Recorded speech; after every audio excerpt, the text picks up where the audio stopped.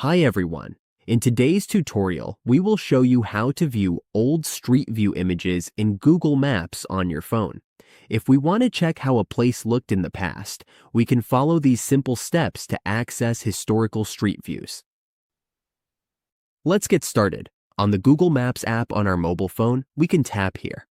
Once we are in, we just need to scroll to the street we want to explore. For example, let's take a look at this street. To explore it, we just need to long press here. Once we do that, we will see this small square button on our screen. We just need to tap that. After tapping, we will be taken to this screen.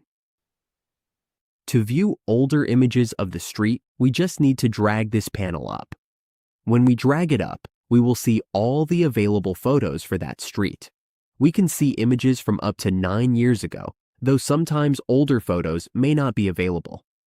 We can scroll left or right to choose the year we want to view. Some streets have more updated images than others. And that's all there is to it. We can now explore old street images on Google Maps and see how places have changed over time.